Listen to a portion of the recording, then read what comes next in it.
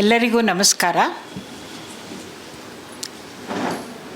At the outset, I would like to express my sincere thanks to the Mythic Society and all the entire team, starting with President Shriyud Nagaraj sir, and of course, librarian Srinivasa. It's been a pleasure for me to be participating in this seminar, Gnana Setu, for a variety of reasons, not just one reason. First and foremost, it's a program organized by Mythic Society,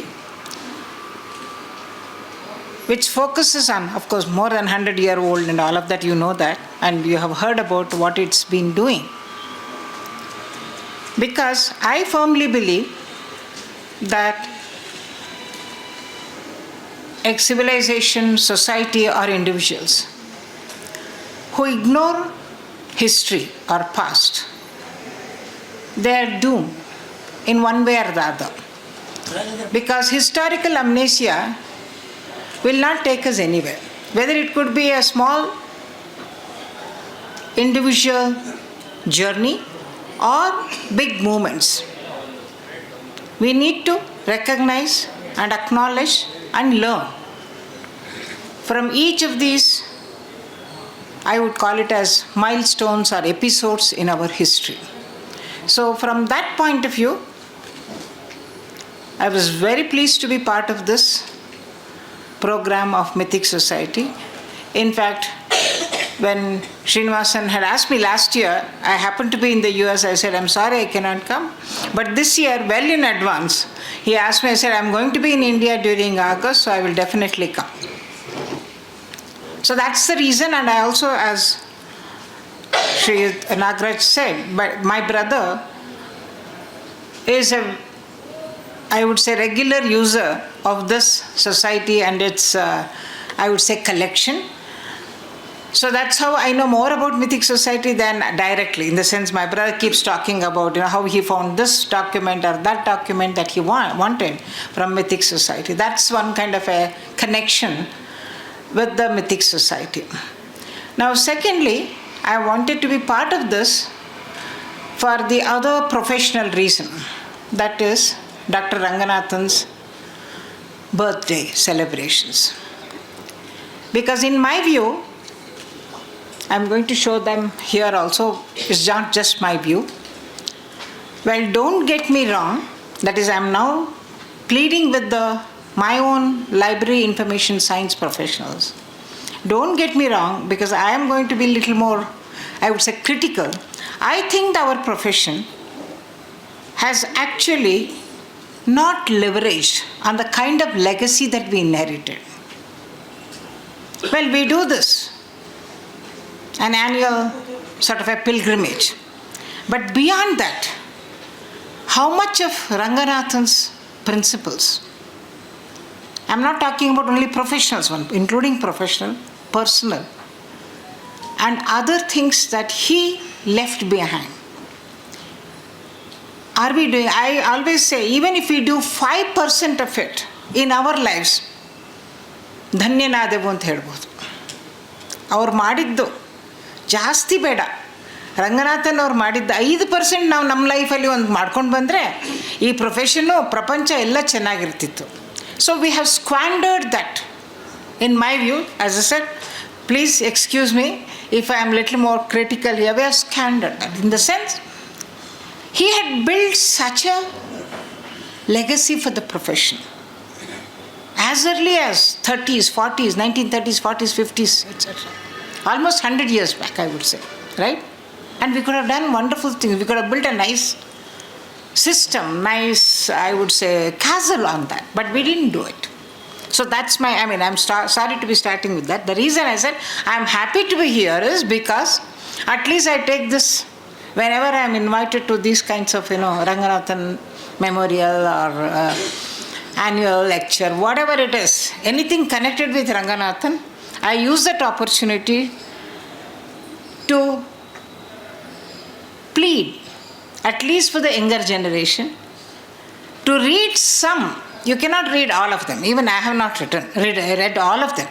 Read at least the foundational writings of Ranganathan. That's one of my earnest requests to all the library professionals, especially the younger ones, because we don't have to worry about old ones like us. Okay? We are not the future. We are past. The future is with the younger generation. So with this small, my own personal view on this, and why I am happy to be here, and why I am thankful to Mythic Society for inviting me here, I would like to begin my talk on what of course it was a kind of a prompt that was given. Today everybody is talking about prompt, right, with the AI. So the prompt was already there because Srinivasan had even given somewhat similar kind of a topic. I said I'll choose this because again this is another theme or idea that I have been talking about for the last 20-25 years. That is how we need to reposition in the digital age. So how we need to move from a custodian kind of a positioning to, I would say, creator or co-creator kind of a position. So that is the new paradigm that I'm going to be focusing on. So my agenda today is to begin with, naturally, of course, the context is important. We are all here, we are gathered here to pay our tribute to Dr. S.R. Ranganathan. So I will begin with that and then move on to how the paradigm shift is happening. It has happened and how we need to actually adapt. That is, when I say we, I am now referring to the LIS profession, the libraries and the library and information science professionals. How we need to adjust or adapt to this shift, move with this shift, how we need to move from the little bit of what I'm going to be talking about. Of course, all of you know that how the custodian paradigm is, what are the core focus or values there, and then what it means now today to make that shift for the LIS profession. Because navigating any shift is not easy. So I'm going to be spending some time on this. As I said, we begin with our own individual tribute. As I said, it's not just about garlanding or doing namaste to Ranganathan, but to study him, to understand his contributions, his principles, and then, as I said earlier, at least a little bit of it we need to incorporate, we need to do it in our own lives. That's what I'm going to do here. Of course, everybody knows that he is the father of, in India at least, we recognize him as the father of library science, Pitamaha. That is what everybody knows. But I would also, again, go beyond that, saying, see, when it is to your own parents or whoever, it's not just about doing the namaste. It's about what we have imbibed from them, what they have done, right? So he was a transformational thinker. That is what we need to recognize. Ranganathan he developed not just one, groundbreaking ideas, really groundbreaking ideas for the library information science profession, the knowledge profession as we call it. And he was visionary beyond his time. As I said, we cannot even, that's why I said, it's a legacy that it is difficult to define. Forget about, following some, that's why I said following some. We cannot even define or describe his legacy. No single adjective. Just the father is not enough for Ranganathan. We have to go beyond that. No single adjective is enough to pay our respects to Ranganathan. Okay?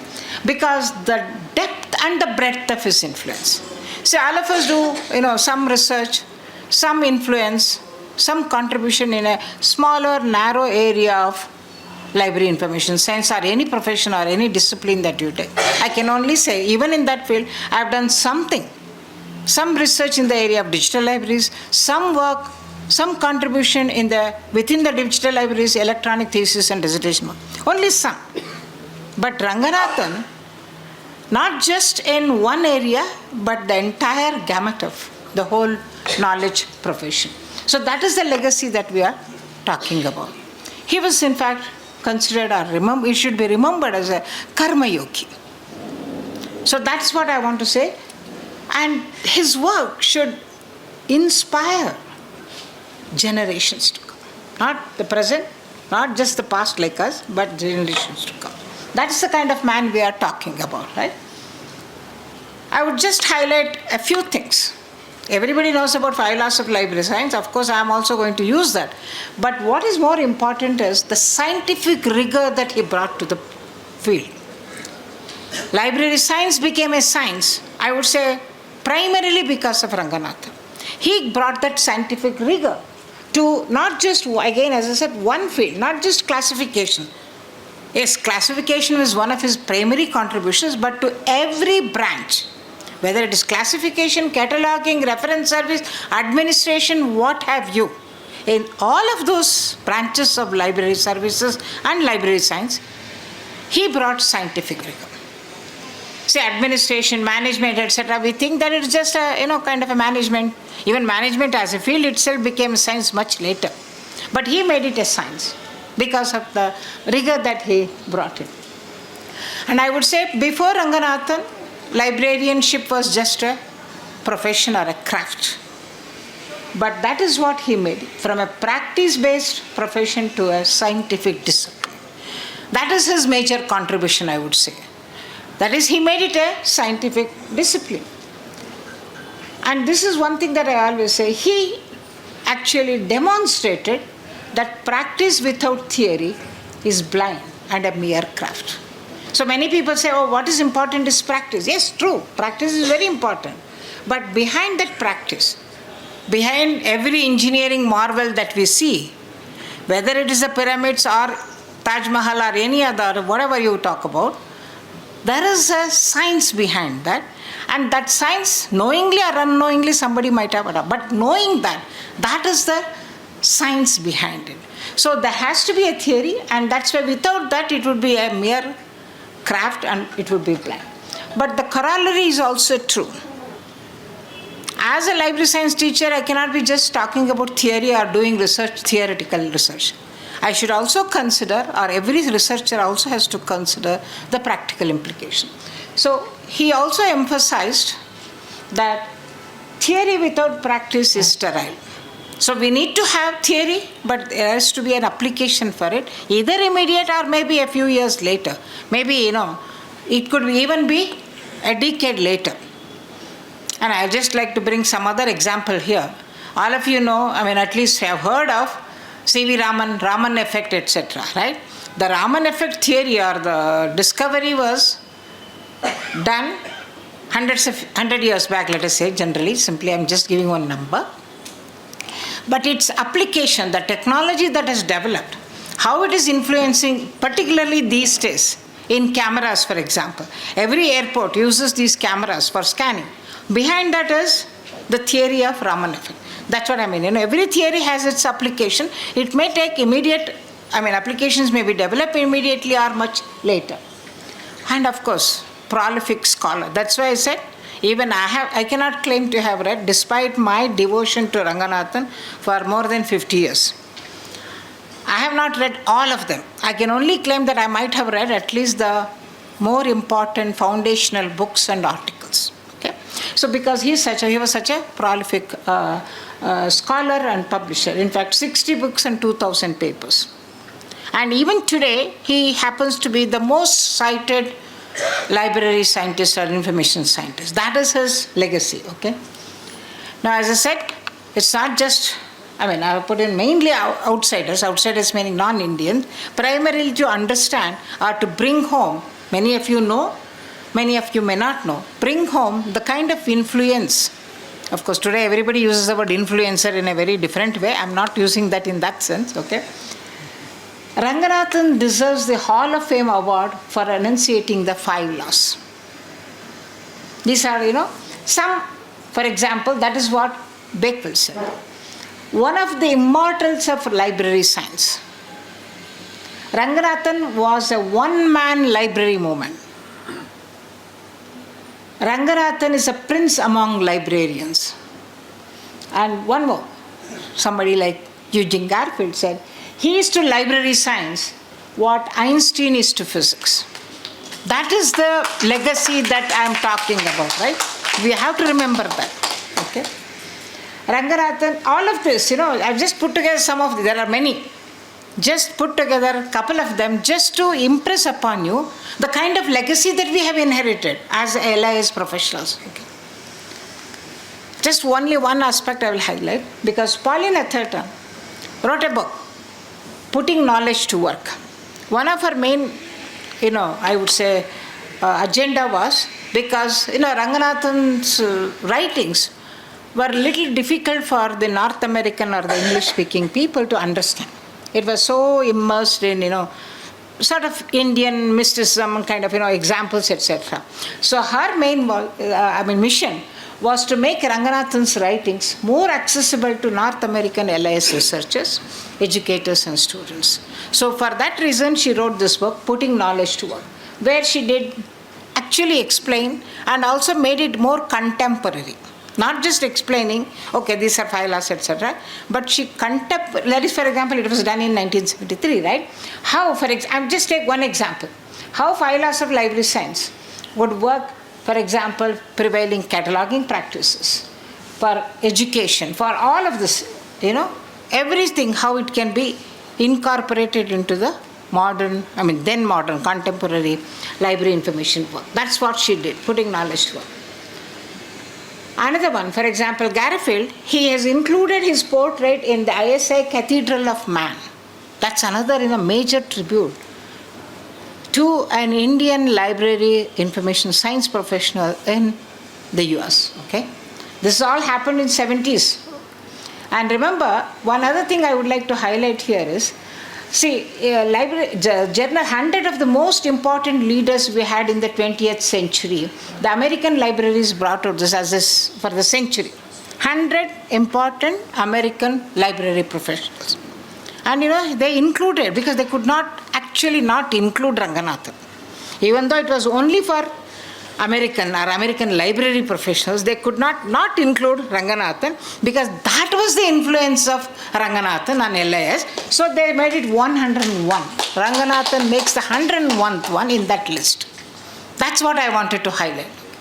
And for example, British, they named his lifetime as Ranganathan Age. These are some of the, I'm just highlighting so that this is our tribute and also learn from it. That's why I said, I repeat again, at least if we do 5% of what he did, we would be ಜನ್ಮ ಸಾರ್ಥಕ ಆಗೋಗುತ್ತೆ ಅಂತ ನಾನು ಅಂದ್ಕೊಂಡಿದ್ದೀನಿ. ನಾನೇನಾದರೂ ಅಷ್ಟು ಮಾಡಿದರೆ ನನ್ನ ಜನ್ಮ ಸಾರ್ಥಕ ಆಯಿತು ಅಂತ ನಾನು ತಿಳ್ಕೊತೀನಿ. Okay. So these are some of the things, okay. He was a philanthropist, he was much more, okay. Not just librarian, not just a scholar extraordinary, he was a philanthropist too. Entire his earnings, he has donated it to the cause of library information profession. Chair in the University of Madras University, so many things. There is, as I said, the list is very long. Even today, I'm happy to be representing that, even though I'm just a trustee of the Sharda Ranganathan Endowment for Library Science, that is also continuing to do some of its work, because that's again another organization that he founded. So this, what I would call as his message. Library is not a luxury, but one of the necessities of life. That's what he believed in, okay. So I've just listed some of this, the institutions that he built: Madras University Department, Delhi University Department, Madras Library Association, Kala, that is Karnataka Library, then it was called Mysore Library Association, Indian Library Association, and also he was the architect of library legislation in India. If you see public libraries everywhere today, that is because Ranganathan brought in that legislation, okay. And he also, as I said, he was not just a librarian, he was a scholar, so he started a journal which is now known as the Journal of Information and Knowledge. So that is what Ranganathan was. And during his 100th, that is centenary year, the government of India brought out a stamp, and also International Society for Knowledge organization, many of such organizations, conducted or organized events, birth anniversary events. Okay. So I'm just highlighting this here because I think, even though I know every student of library science memorizes the 5 laws, But I would say read the book 5 laws and then understand the implications of these 5 laws and apply them to each and every day of your professional activity. There is an implication for you to follow. As I say, no, if you don't know something, there are this like Gandhian principles, right? You have these principles that will guide you. So any practice that you are doing, any principle that you are doing today in your library profession, you follow this, then you will understand that they will be the guides for you. Now I will come to the topic of my talk. As I said, my agenda is to talk about how we need to make this paradigm shift. Krishnamurti was talking about the reference desk, one aspect of how this reference service or in general finding information, the needed information has now transformed because of digital or automated systems and now AI systems, robots, etc. Yes, it has changed everything, that is true. So with this change, in what way are we to change ourselves or adapt? I would rather use the word adapt ourselves to. The adaptation, in my view, comes by shifting our focus. Shifting our focus, of course, this is brought about by the digital disruption because it's accelerating everything. What we were thinking, okay, it would happen, as I said, no, I thought, okay, digital libraries, 25, 30 years back we started. But that is no longer now, they're there. But then it has changed or transformed so much, right? It's accelerating. So basically that is a disruption and we need to, as I said, move from our focus from what I call as, our focus was on the consumer end of the information life cycle. That is, we have, knowledge cycle or information life cycle, whatever you call that as. There are these people, seekers of knowledge, vidyarthigalu tara. Jnanarthigalu. People come seeking for information, seeking for knowledge. So that is when I say our, I mean libraries and librarians' objective or motto was to satisfy their interest, right? So that was the focus. Our primary focus was on whatever they want. Let us satisfy them through our processes, whether we were acquiring them, classifying them, cataloging them. All those processes were essentially aimed at helping the user to find the book. Every reader, his or her book, every book, its reader. That was our motto. It continues to be today also. But today, I would argue, I have been saying this since about, as I said, 15, 20 years, since we started focusing on these things. We need to focus on the creator end of the life cycle of information. What is the creator end? It is the same consumer in a way, but the focus is on the creator, that is, it could be a researcher, it could be a scientist, it could be a just general common man. And today particularly, it serves the common person. When I say common person, I'll come to some examples there. Today, everybody has become a digital creator. If you see anybody's profile, Facebook or any social media profile, everybody claims to be a digital creator, right? You might have observed that. So everybody is a creator, which is true, because you just need a phone. And honestly, sometimes women are, when I say we, I said even with all my so-called computer technology savvy, etc., sometimes my maid probably uses it better. She can create a TikTok video. I said, because I don't think it's such an important thing, so I have not learned to create a TikTok video. So my maid creates a TikTok video. And they all send, for example, some songs, this, links, etc. The point I'm saying is everybody is a creator. It could be a TikTok video, it could be something, etc. that they are doing. So focus on the creator end, whether it is a scientist, Nobel-winning scientist or any scientist, researcher at one end of the spectrum, to whoever is so-called creator, because it could be just a WhatsApp post, it could be just a Facebook, whatever, profile, something, status. What is that they do on WhatsApp, which I don't do? WhatsApp status, right? So everybody is creating something. That's what I mean by focus on the creator end in a different way. Okay? Still you are an information professional, but focus on that end of the information life cycle. So for them, that is, you have to see that their content is discovered. It's not about discovering content for them. It's now about discovering, making sure that your users' content that they have created is discovered elsewhere. That is the paradigm shift that I am talking about. So basically, the shift is from bringing knowledge in. We move from the paradigm shift is helping knowledge go out. For example, I was just telling Sri Nagraj sir, Mythic Society is doing so many things. Such wonderful work, such wonderful knowledge is being created, in the sense that created knowledge in different forms. It has to go out.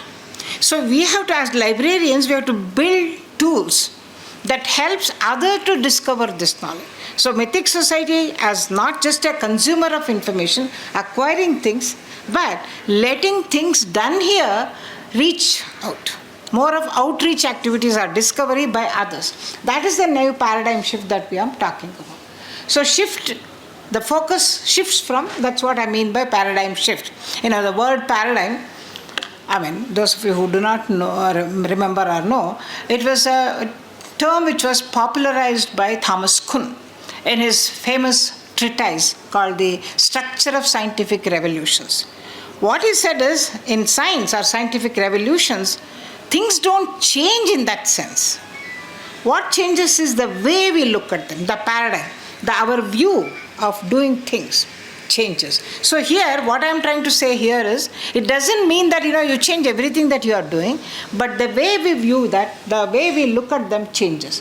So that's what so basically, managing collections of others' works to collections of yours. How do you reach out? That's the whole focus of paradigm shift. Okay, our people, our knowledge.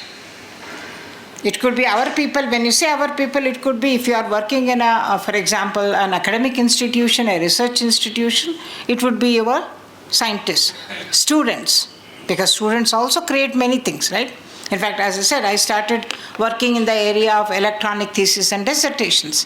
Why my focus was on ETD was primarily thesis and dissertations are what I would use a frozen asset. Such wonderful work is done by many students, PhD students or even master's thesis, but then it doesn't see the light of the day. So if you build digital libraries of that, make it discoverable by others, then you are actually helping that knowledge out, right? So that was so today, knowledge created by the institution's community, whoever is your community, or if you are a public library, as I said, you have another greater responsibility today, because today's community, society is creating so many things. That could be the focus, should be the focus, not just could be. Everybody, for example, it's not just the printed books or printed articles or whatever. You call that as scholarly articles. It could be blogs. It could be tweets of your own community, right? So nobody is archiving it today. Nobody is actually disseminating that.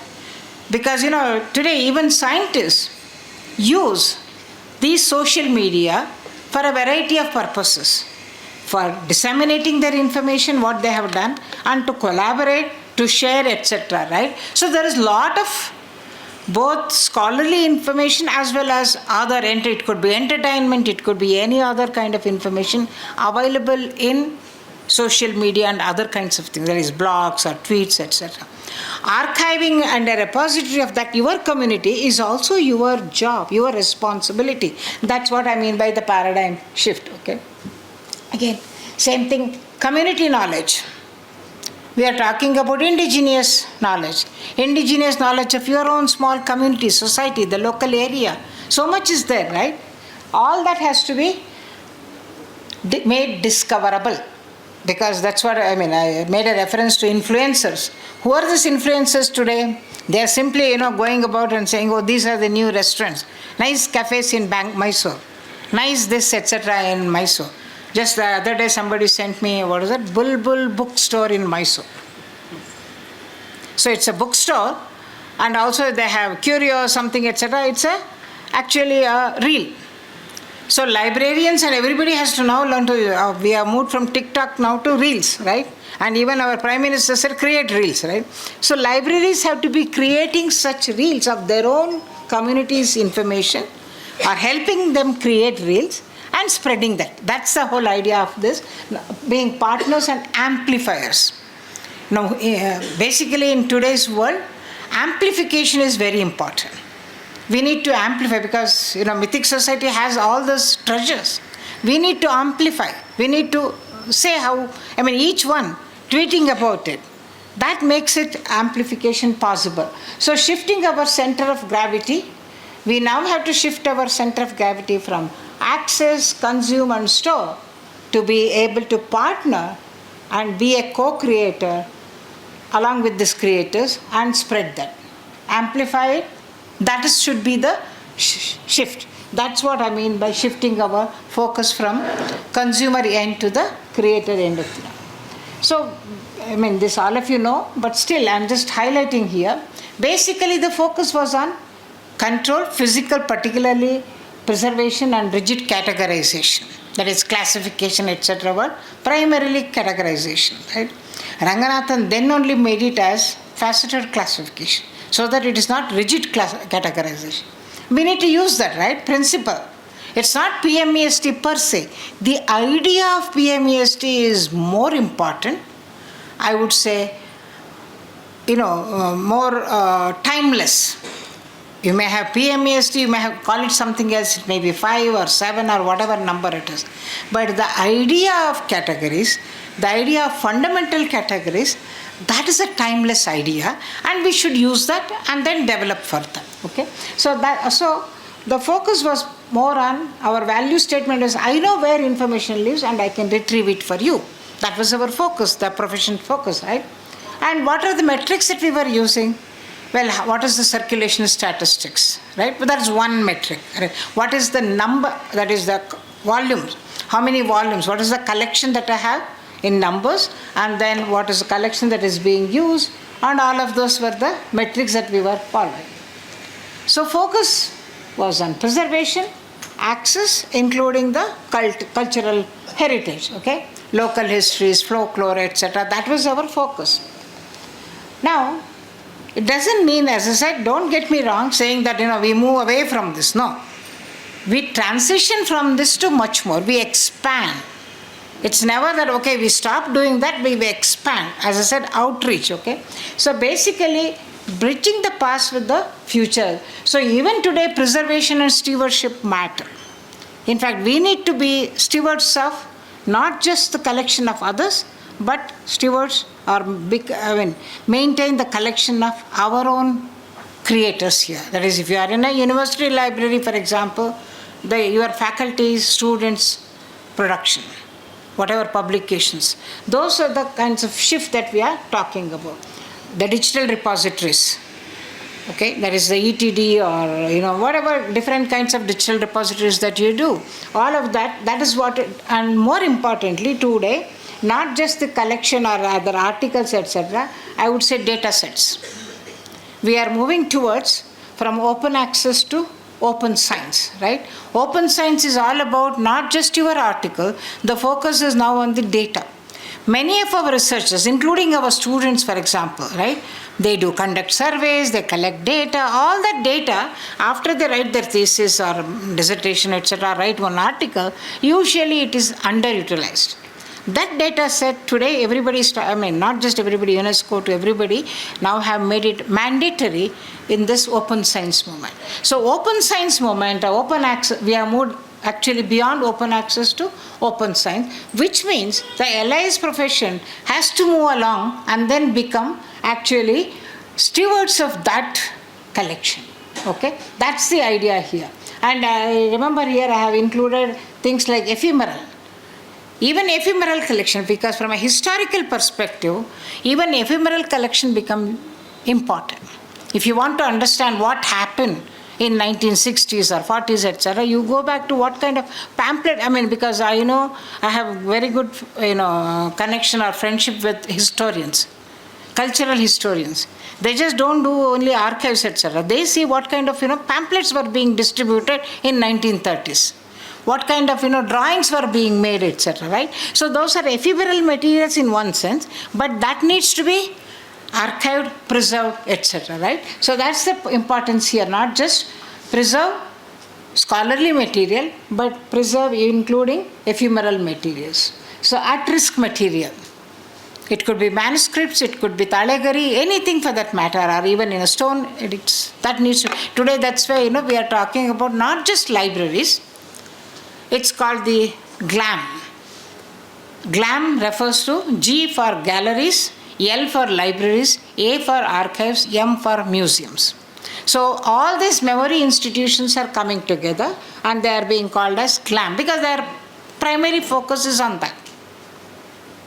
Archiving and disseminating knowledge or cultural heritage, etc. Right? So that's our focus. Preservation and stewardship still matters.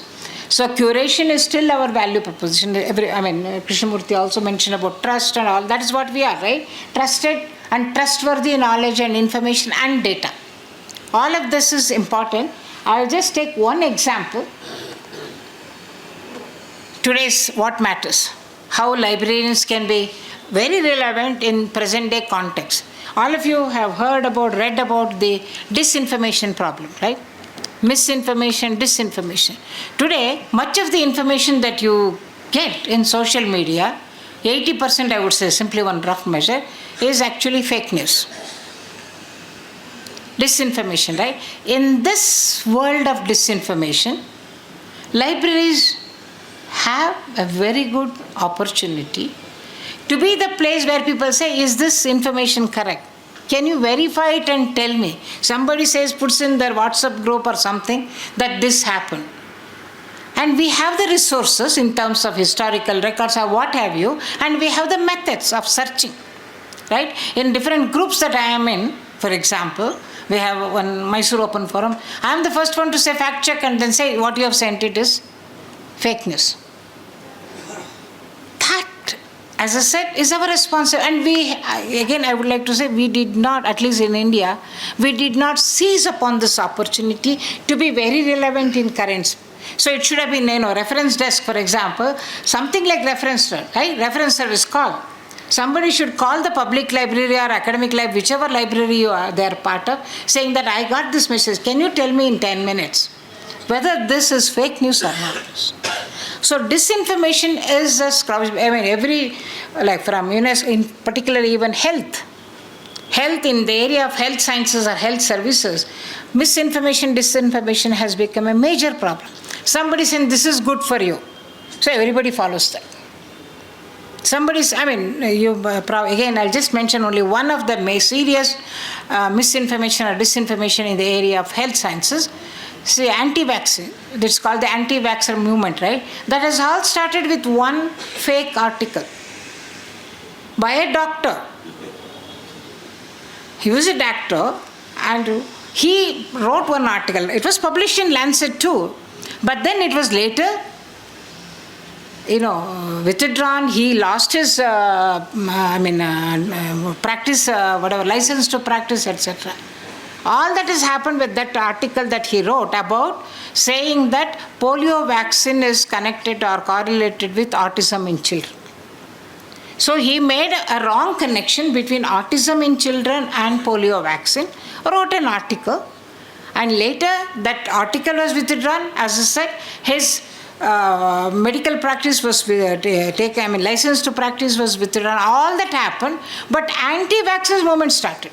The fake news problem is that it doesn't go away, right? Even if you. So what I am trying to say here is whether it is medical or health related or any other politics or any other related, library profession or libraries have a very important role. We could have positioned ourselves as, well, do you want to fact check? Well, I am here.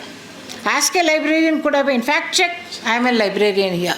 That would be one way we could have used, okay?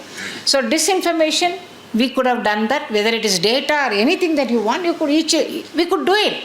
And in fact, many of the high schools in the US, I have actually designed curricula for fake news and disinformation campaign.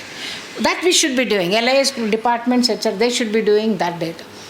So now coming to the creator paradigm, So I have already explained many things, but now we are talking about libraries and library professionals embedding themselves in the creation process, helping them, being co-creator, I would call them as, helping them with not just information, saying, okay, this is the information that you want.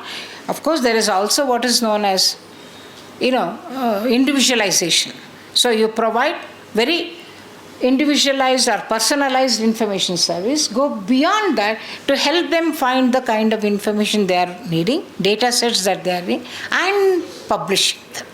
Where to publish, which journal, which is the open access, all of those things can come. And beyond that also, from various things like trusted data, where to find the data, because there are data repositories, right? Data, today even citation for data is being counted.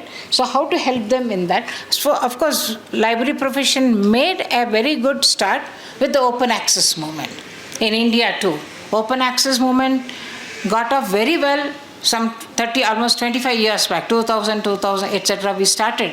But now if you look at open science movement, we are lagging behind. I don't know, today, 2 years back, we did a study of even top libraries such as IITs and IIS. They have not moved to the open data. So while we started, we had a jump start and we actually led the open access movement. When it comes to open data and open science, we are lagging behind compared to others. So the core objective here is to being part of, actively, proactively being part of the, collaborate in the knowledge creation process. So value statement for creator end of the spectrum is, I partner to analyze data, because many of the Professor Krishnamurthy was talking about different libraries. If you look at many of the libraries in other countries, you will find that there are laboratories not just for information or resources, but also for, as I said, media labs are part of the library, data labs are part of the library. So thereby you are helping the researchers, students, etc. to create, analyze data and all of the processes. So modern, of course, they may not do it, but we need to, if you provide data and then, you should become co-authored papers. Librarians should aim at that by embedding themselves with that, okay, because of that. So basically what I am trying to say here is, in addition to open access support, we need to move beyond open access to open science. Especially in the AI era, how to use. Information literacy has been talked about quite a lot. But are we doing information literacy for the young students who come to your library or who are part of your academic institution or who come to the public library for that matter, right? Because if you look at public libraries, we have the public library movement here. But then, I'm not saying that they are not doing their job. But again, going beyond. Nowadays, I spend half my time in the US, and especially I have a young granddaughter, so I take her to the public library. You should look at the way they come proactively. So, first and foremost, so easy to become a member. Secondly, so easy to borrow. And also there are spaces there within the public library to use or have your own individual kind of a cabin. You can reserve a cabin to do your research there, to do whatever you want to do. So that is the kind of public libraries that we are talking about, which what I was talking about here is that being part of the knowledge creation or information creation process. Community knowledge creation, I already mentioned. I'm not focusing so much on that. But only one aspect I would like to say is, this is one of my pet topics which I didn't do much about, oral history. Especially for India, it's very important. Today we have already lost, for example, sometimes I think, I didn't even ask my grandmother or my parents, etc. because we were born after the freedom movement, right? So I wanted to, how it was. Learn from them, right? What was we can only imagine how it was under the British rule and read history books, that's a different thing. But what was life like that? So, and then now probably there are one or two here and there, people who are part of the freedom movement, right? Have we collected? See, that is a treasure of knowledge, right? From freedom fighters we didn't collect that oral history. So public libraries within their own, like for example, you are in this particular Bangalore, Mysore, whichever area, there were many collecting power. That's what, for example, Library of Congress does. Its oral history collection is one of the very, I would say, strong as well as well-used collection. So oral history could have been, but even now it's not lost. Whatever, whoever people are there available, we should be catching them and getting the oral history. So that is one area I would urge library profession to focus on. Okay, like as I said, the life cycle we need to focus at the creation end. So the dissemination revolution, I call it as now we should focus more on disseminating. As I said, take the knowledge out. Okay, that's where we need to be focusing on. So we need to evolve. How much time do I have? Srinivasan, how much time do I have so that I can? Under 5 minutes. 5 minutes? Okay. So from open access to open scholarship. So I would say let us focus on open access, global reach. Today, with the digital technology, reach is not a problem, provided you make it that way. You make it discoverable. Today you have the technologies, you don't need some big, technology. Anything that you make, you can easily make them discoverable. So let us focus more on that. Okay. And if you are working in an academic library, all of that, it's not easily accessible even today for that matter. So I would say we need to evolve into that.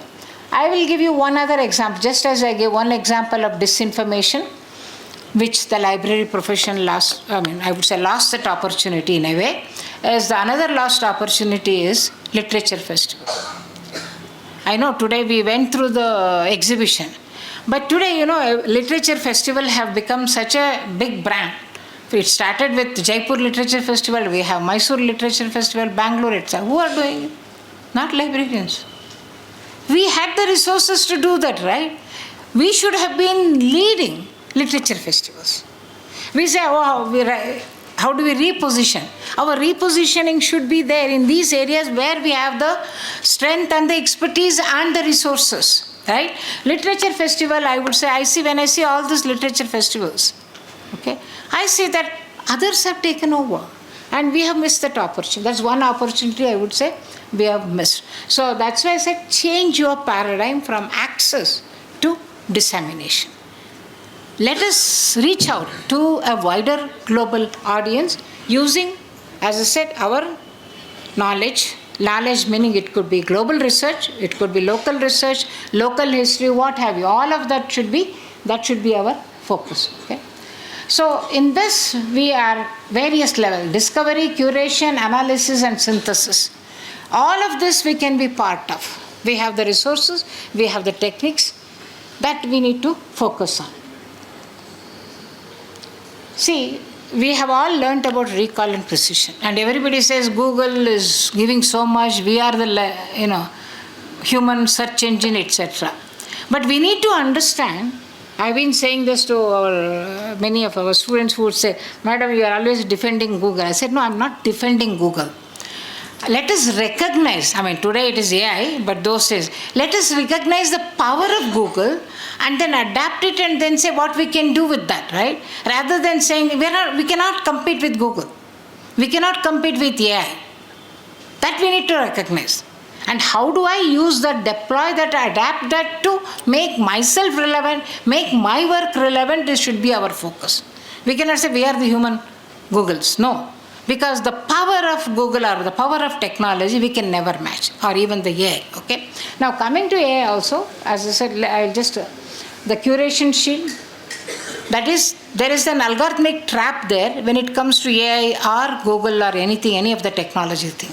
So our role, he mentioned about human in the loop is we should try to be the human in that loop. In whether it is Google or AI or any technology, we should embed ourselves as the human in that loop, so that we actually balance recall and precision. Recall is high, we need that too, right? Google gives, yes, so much, but somebody has to help the user, whether it is AI or this, in moving away from being the intermediary as it is now. Curation and precision. So that should be our focus. We all know that brute force, we cannot match, as I said. that speed, the kind of indexing that Google does, we cannot match it at all. We cannot still be saying, I will do the indexing or I will do the cataloging. No, you cannot. You use that, put one layer on top of it, the human in the loop, and then make your value proposition there. That's the idea here when I say we have to shift the paradigm, okay? So impact of, see, these are some statistics regarding how open scholarship or open science has. We know that 87% more citations to open access risk. We need to publicize that. You put it in open access, your citation score improves, okay? So all of that, I'll just quickly see. So value proposition is, we are partners. We help you in your creation process. We help you in your discovery process. We help you in your dissemination process. One moment that is now currently from open access, we have moved to what is known as diamond publishing, right? So we need to move on to the diamond publishing model. Okay. So what this means to the professionals in terms of how we get ourselves ready for this is, we need to naturally become more adept at using this technology, whatever is the current technology. If it is ChatGPT today, we have to adapt that and make it available. So, I just end with one.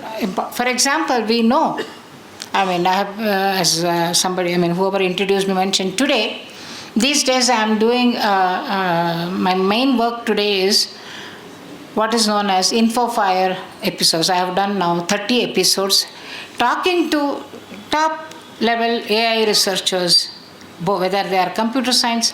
Next Monday I am doing with a linguist, computational linguist. She has written a book, AI Con. That it is a con job that it is doing.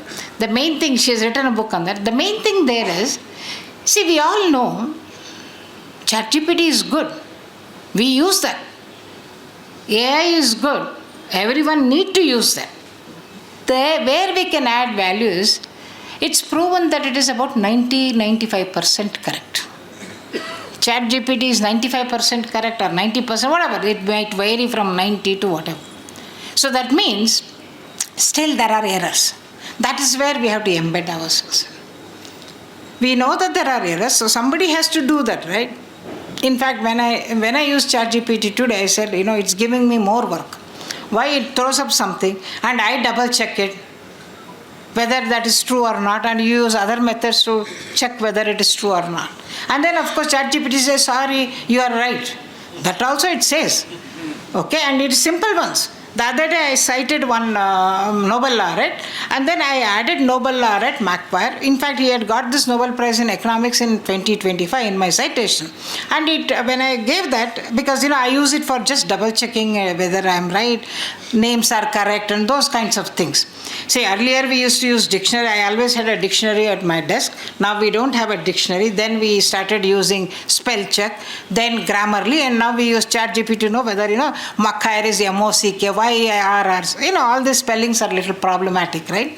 Then it said, no, he has not won a Nobel Prize. I said, I have double checked it, he had got it in 2025. Then I told ChatGPT, no, he got this, and I gave that link to Nobel Prize, Nobel.org. So then it says, you are all right, you are correct. So the point I am saying is, there are errors. Librarians could embed themselves in this process as a human in the loop. That's the point I am trying to you cannot say don't use ChatGPT. You say show the errors and then say still there are, of course it says there are errors, but somebody needs to be there. So basically what I'm saying, we need to shift our minds. The paradigm shift is about mindset shift, right? From on-demand providers to today, we see all this marketing happening. What is that? Nobody waits for you. They push that, right? So we need to get into the push method. So institutional positioning, whether it is your library or yourself, please position yourself as through proactively. Okay? So we need to balance that. So there are challenges, of course, in changing or adapting to this. So we need to still say stewardship of both the acquired collection, stewardship of the knowledge created or documents or memes or whatever it's created in your community. That should be our. So again, I end with this. It's not an amendment of the old, but adoption of the new. So I would just end with again Ranganathan's 5 laws, I would call it as reinterpreted. Every reader, their reader. It's not every reader his or her book. Now you find a reader for your reader. Whoever is your reader, your user, you find a reader for them. And library is not just a growing organism. Let us now think of the library as a living. With due respect to Ranganathan, I am making these small changes just to say that we have to be moving along, moving ahead. So these are some of the talking about references. Lankas has done he has done a lot of work in the reference department, reference service. He now talks about how it can be changed. So if you have any questions, sorry, I don't know whether I took a little bit more time. Thank you.